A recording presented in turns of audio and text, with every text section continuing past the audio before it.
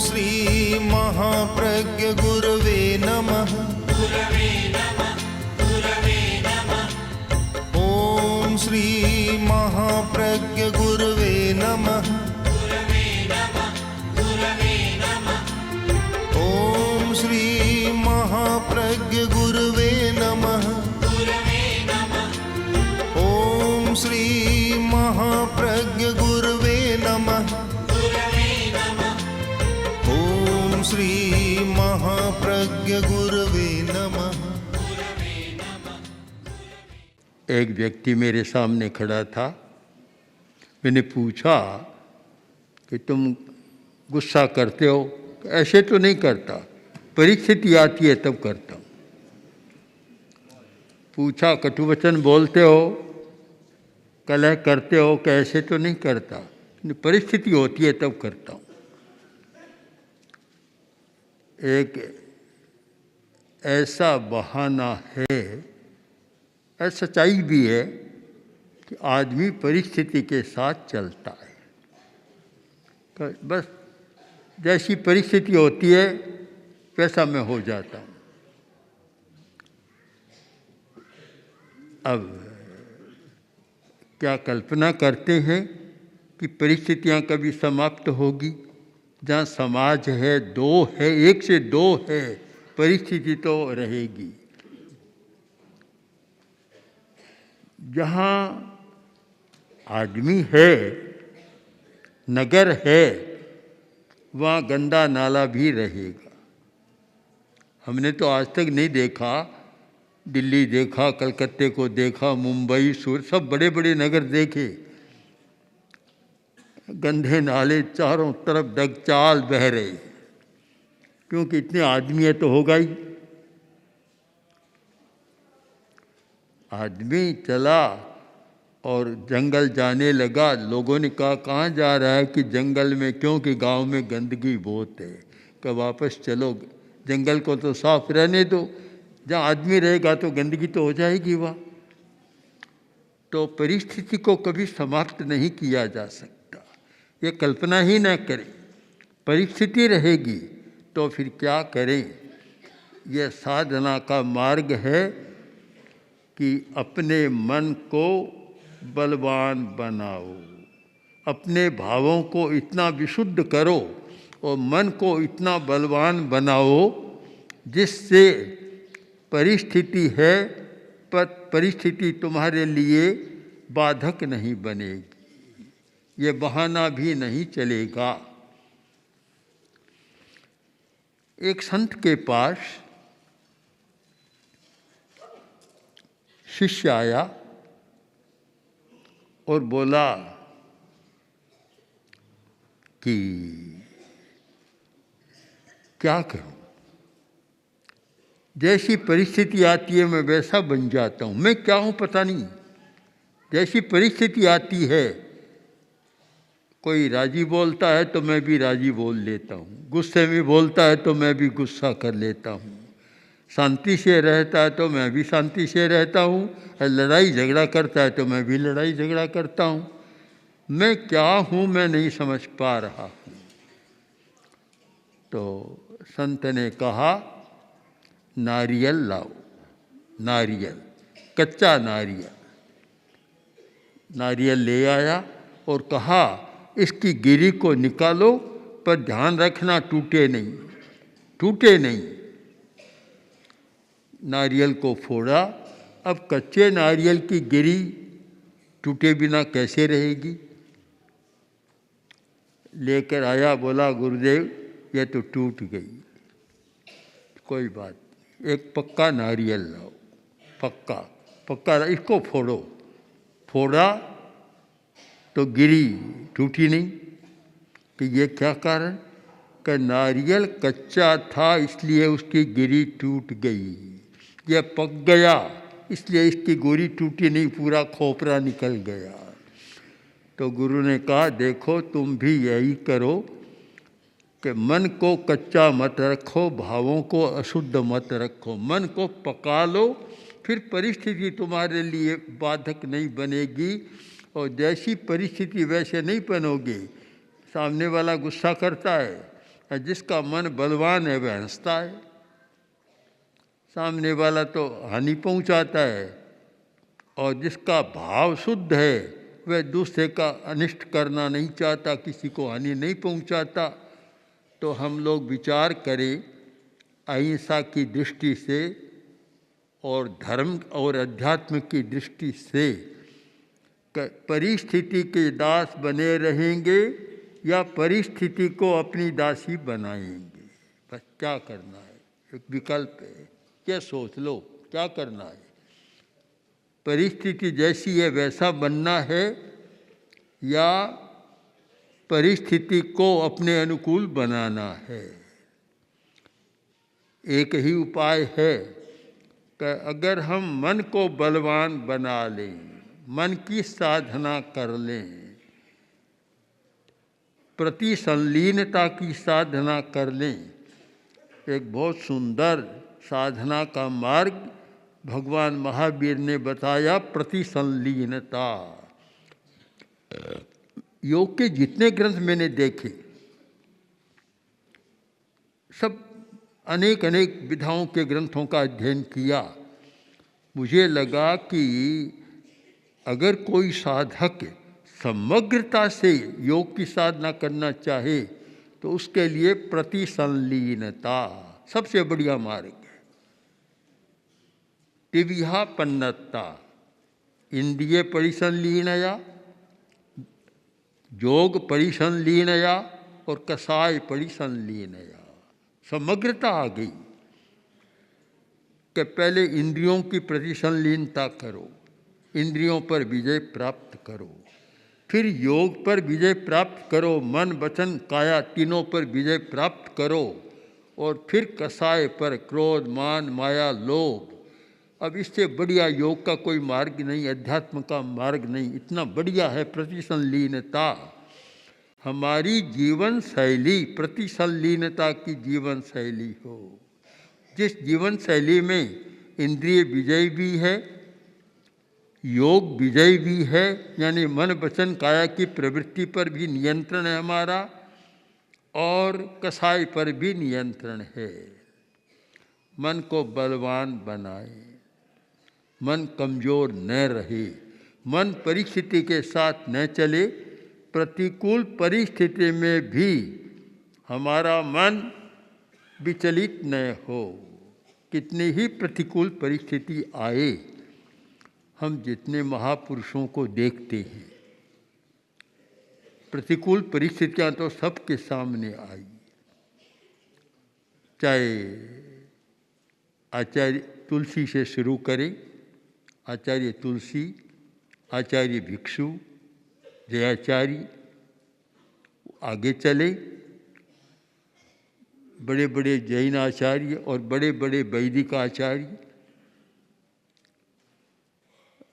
भगवान महावीर, भगवान बुद्ध, राम, कृष्ण, जितने महापुरुष हैं किसी का नाम ले लो, सबके सामने प्रतिकूल परिस्थितियां आई, कोई भी बचा नहीं। भगवान बुद्ध का शिष्य तो भगवान को पटक कर ऊपर छाती पर बैठ गया और पता नहीं क्या करना चाहता था। परिस्थितियाँ आई पर वे विचलित नहीं हुई। क्यों नहीं हुए? कि उन्होंने मन को बलवान बना लिया था। हमारे सामने दो ही प्रश्न है कि परिस्थिति को बदलें या मन को बलवान बनाएं। परिस्थिति को बदलना तुम्हारे हाथ नहीं है।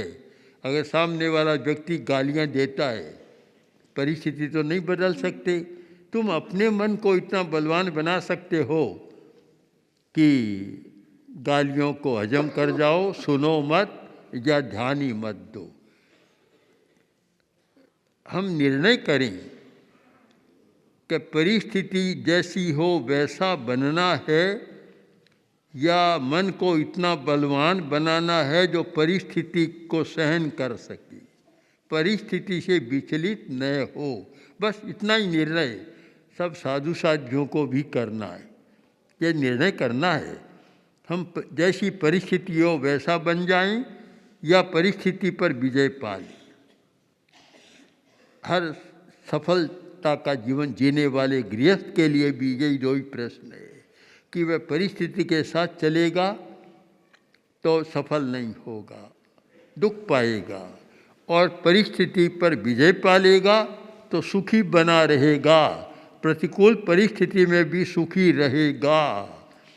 प्रतिकूल परिस्थिति है, अंगारे बरस रहे हैं, तो विवा मुनिंद मोरा भिक्षु ने भारी माल, ये आएगा। बस मन को बलवान बनाने का प्रयत्न होगा, परिस्थिति से लड़ने का नहीं होगा।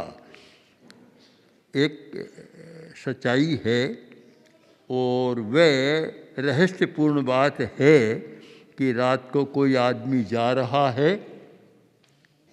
आधी रात 12 बजे का समय, और रास्ते में कोई भूत मिल गया। अब जो रास्ते में भूत मिला, भूत से लड़ना शुरू करो तो उसकी शक्ति तो बढ़ जाएगी, लड़ने वाले आदमी की शक्ति कम होगी, मारा जाएगा। और कोई भूत मिल गया, तनकर खड़े हो जाओ, कायोत्सर कर लो, कुछ भी मत करो, कायोत्सर कर लो, भूत कुछ भी नहीं कर पाएगा, उसकी शक्ति कम हो जाएगी। अपने आप को बलवान बनाओ, अपने मन को बलवान बनाओ, अपने भावों को शुद्ध करो। एक संकल्प हो जाए कि 24 घंटा में मेरा मन कितना शुद्ध रहेगा, अशुद्ध भाव आएगा या नहीं आएगा, आएगा तो कितनी बार आएगा, उसके प्रति जागरूक बन जाओ। जिस व्यक्ति का भाव शुद्ध है, लेस्या शुद्ध है, कृष्ण लेस्या, नील लेस्या, कापोत लेस्या से ऊपर उठकर कम से कम तेजो लेस्या में आ जाएं। शुक्ल तो बहुत अच्छी बात है, तेजो लेस्या में आ जाएं और उस स्थिति में रहें तो मन बलवान बनेगा।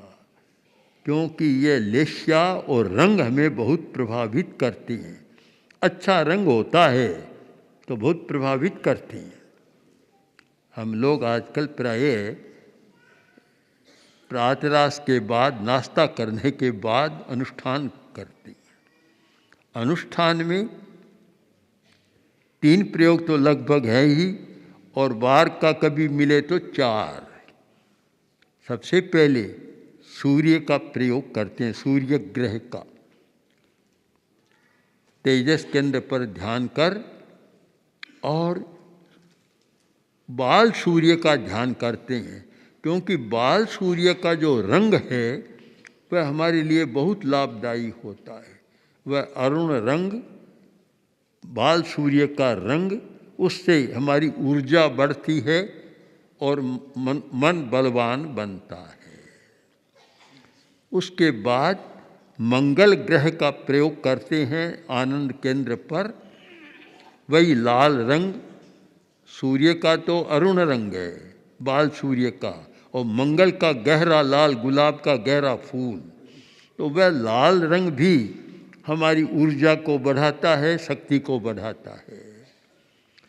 उसके बाद ज्ञान केंद्र पर शनि का प्रयोग करते हैं, शनि ग्रह का, जिसका रंग है नीला, मोर के कंठ जैसा।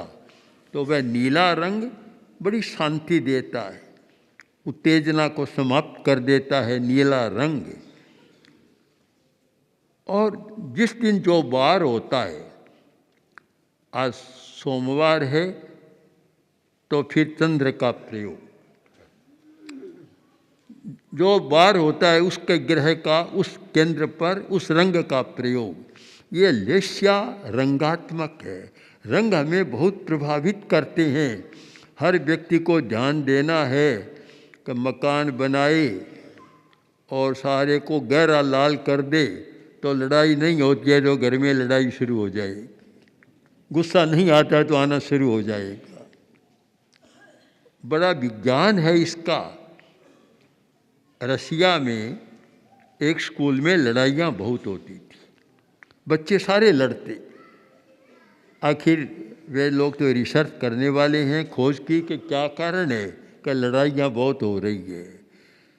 आखिर एक रंग विज्ञानी को बुलाया, जो रंग का विश्लेषण करता है। उसने देखा, उसने कहा लड़ाई तो स्वाभाविक है कि आपके यहाँ पर्दे लाल, खिड़कियाँ लाल, सब लाल ही लाल, तो बच्चे लड़ाई करेंगे, कि इसको बदलो। वहाँ नीले रंग का सारा किया, बच्चों का लड़ना समाप्त हो गया।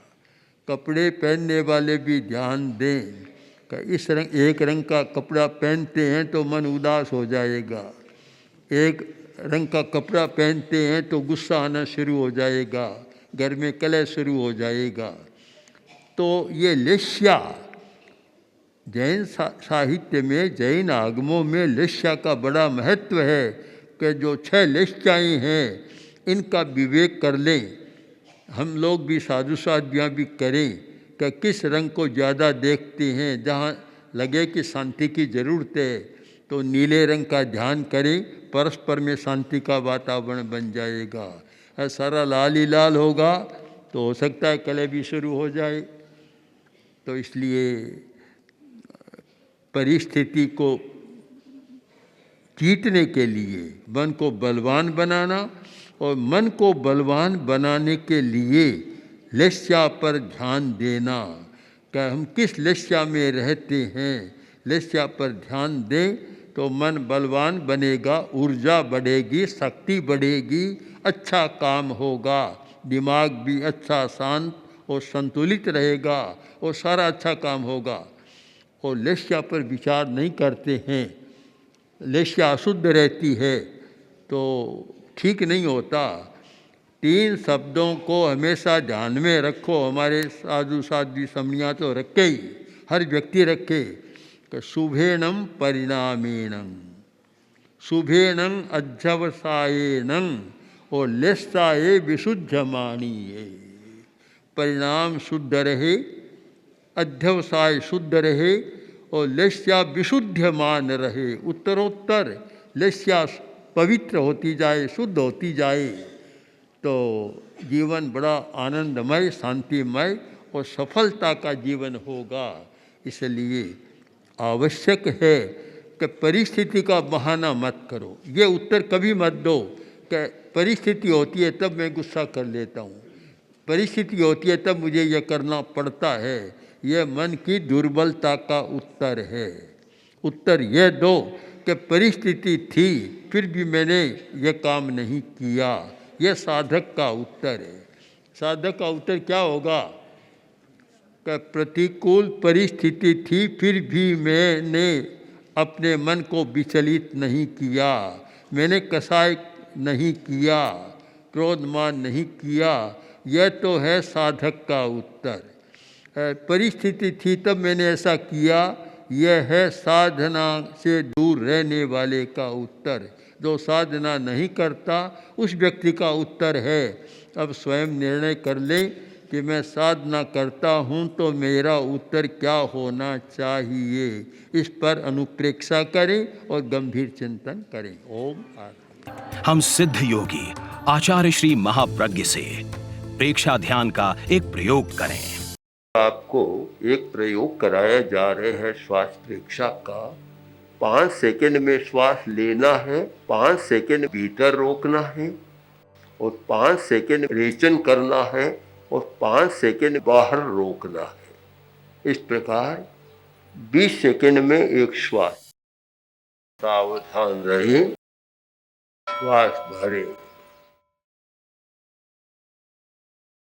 भीतर रोके, रेचन करे, बाहर रोके, श्वास भरे, भीतर रोके, रेचन करे, बाहर रोके, श्वास भरे, भीतर रोके,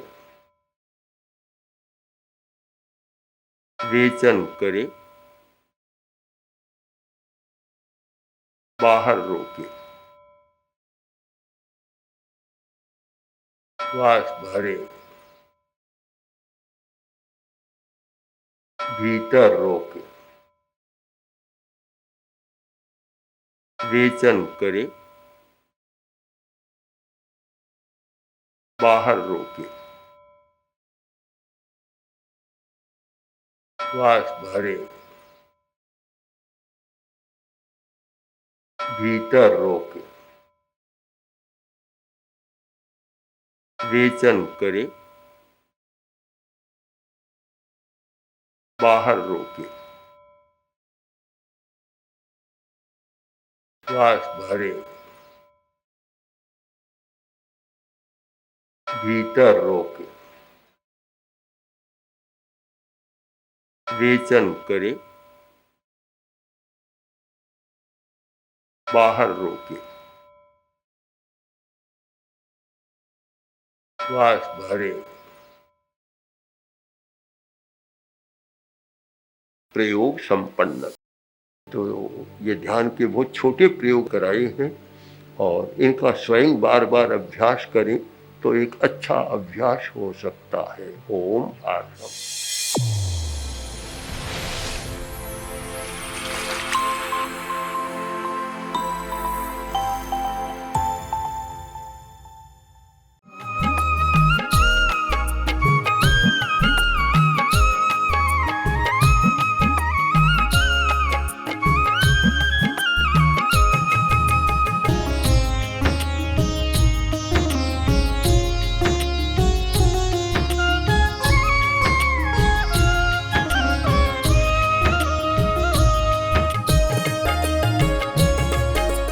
ओम श्री महाप्रज्ञ गुरवे नमः।